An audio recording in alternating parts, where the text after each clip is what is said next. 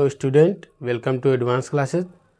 Student, इस video में हम लोग आज जो है डिस्कस करेंगे क्लास 10th मैथ्स का एक most important topic Thales theorem, है ना। थेल्स प्रमेय, जिसको हम लोग आधारभूत समानुपातिकता प्रमेय यानी कि बेसिक प्रोपोर्शनैलिटी थ्योरम, शॉर्टकट में क्या बोलते हैं, बीपीटी थ्योरम भी बोलते हैं।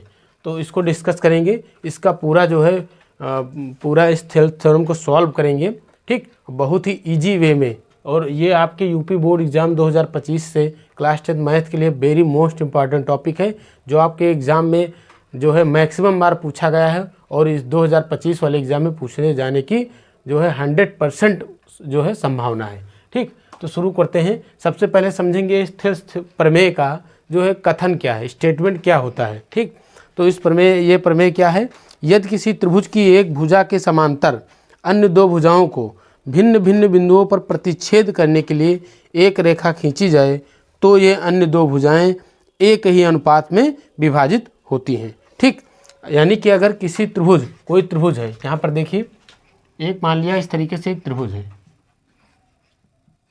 ये आपका त्रिभुज हो गया।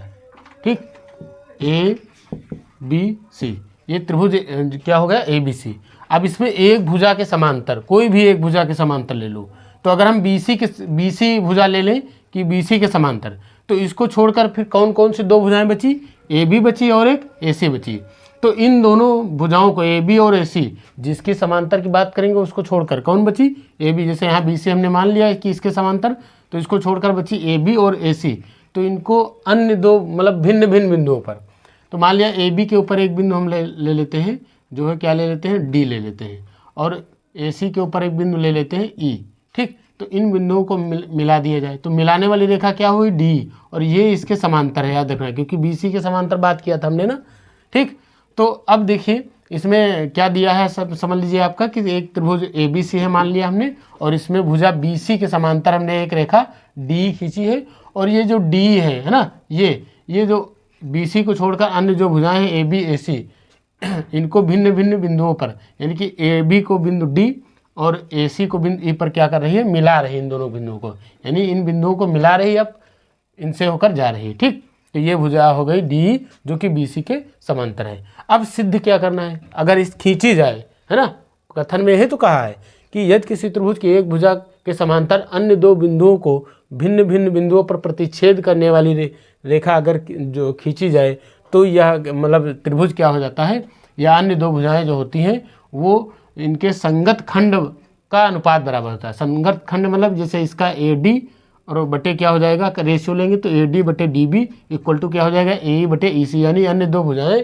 जो है समान अनुपात में विभाजित हो जाती हैं। ठीक, ये आपका थेल्स प्रमेय है। तो यहाँ पर दिया है, ठीक, लिखेंगे सबसे पहले, दिया है, क्या दिया है, त्रिभुज ए बी सी में क्या लिखेंगे, त्रिभुज ए बी सी में डी, ये जो डी है वो समांतर है किसके, बी सी के। ठीक, त्रिभुज ए बी सी में डी समांतर बी सी, ये आपका दिया है। सिद्ध क्या करना है, सिद्ध करना है ए डी अपान, ये देखिए डी बी इक्वल टू, उधर क्या हो जाएगा, ए ई अपान क्या हो जाएगा, ई सी। ये आपको प्रूफ करना है। ठीक, ये आपका दिया गया है, ये आपको प्रूफ करना है। ठीक, तो यहाँ पर उपपत्ति या प्रूफ देख लेते हैं, इसका उपपत्ति या प्रूफ देखेंगे। देखिए कैसे इसको हम लोग प्रूफ करेंगे। ठीक, तो इसमें क्या करेंगे, सबसे पहले आप देखिए ये जो ऊपर वाला त्रिभुज बना है, त्रिभुज ए डी ई छोटा वाला ये त्रिभुज, और बड़ा वाला त्रिभुज ए बी सी ये वाला, इन दोनों त्रिभुजों को हम समरूप कर देंगे। तो सबसे पहले क्या लिखेंगे, चूँकि ऊपर वाला त्रिभुज ए डी ई व त्रिभुज ए बी सी में, इन दोनों में अगर ध्यान से देखिए तो ये वाला कोण और ये वाला कोण आपस में बराबर होंगे।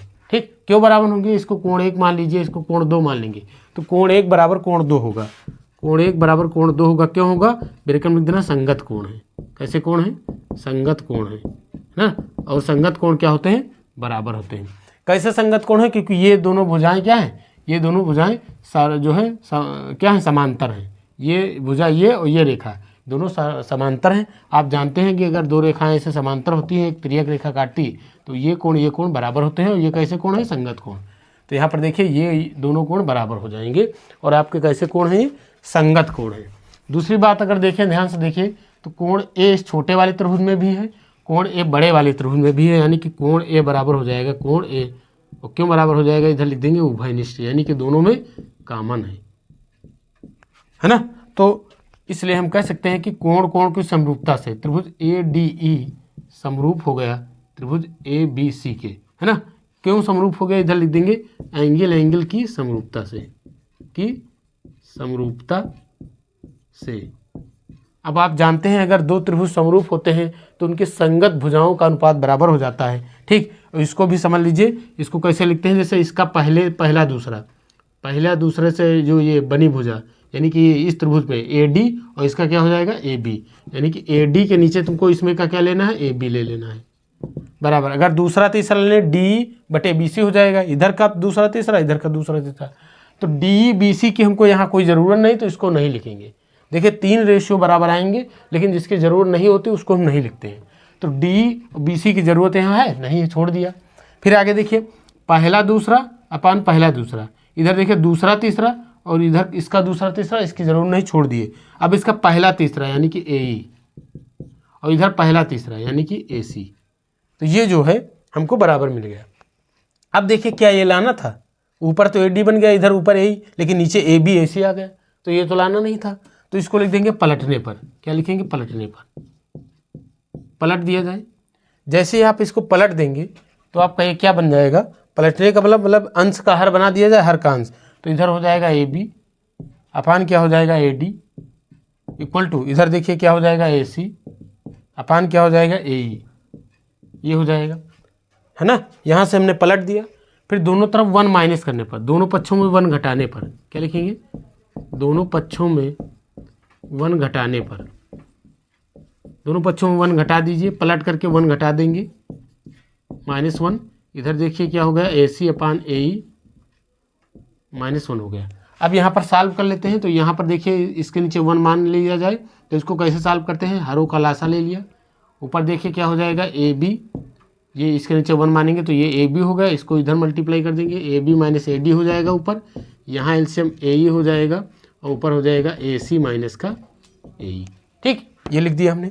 अब आप देखिए ए बी से ज़रा ए डी माइनस करिए, ए बी ये पूरी भुजा है, इसमें से ए डी ऊपर वाले माइनस कर देंगे तो नीचे वाले डी बी बचेगी। तो ए बी से ए डी माइनस करेंगे तो क्या बचेगा, डी बी बचा, क्या बचा डी बी, और बटे में क्या है, डी बी बटे में ए डी है, इज इक्वल टू, उधर बात कीजिए ए सी में से अगर हम ए ई माइनस कर दें तो हमारा ई सी बचेगा, क्या बचेगा ई सी, और बटे में क्या आ गया, बटे में है ए ई, ठीक। अब देखिए क्या ये लाना था, नहीं लाना था, लेकिन अगर हम इसको दोबारा पलट दें तो यही चीज़ आ जाएगी। तो लिख देंगे पुनः पलटने पर, पुनः पलटने पर, तो ये हमारा हो जाएगा ए डी अपान हो गया डी बी इक्वल टू क्या हो गया ए ई अपान क्या हो जाएगा ई सी। देखिए हमने नीचे का ऊपर कर दिया, यानी ए डी बटे डी बी कर दिया, इधर ए ई बटे क्या हो गया ई सी हो गया। और आप देखिए क्या यही लाना था, तो देखिए ए डी बटे डी बी इक्वल टू ए ई बटे ई सी, यानी इधर वाला ए डी बटे डी बी बराबर क्या होना चाहिए ए ई बटे ई सी, है ना। तो ये हमारा क्या हो गया, प्रूव्ड हो गया, और यही हमारी थेल्स प्रमेय है ना। कैसा लगा वीडियो, अगर पसंद आया हो बेटा तो लाइक कीजिएगा, ठीक, कमेंट कीजिएगा, और चैनल एडवांस क्लासेस को सब्सक्राइब कर लीजिए ऐसे ही मोस्ट इंपॉर्टेंट क्लास 10th के क्वेश्चन पाने के लिए। धन्यवाद।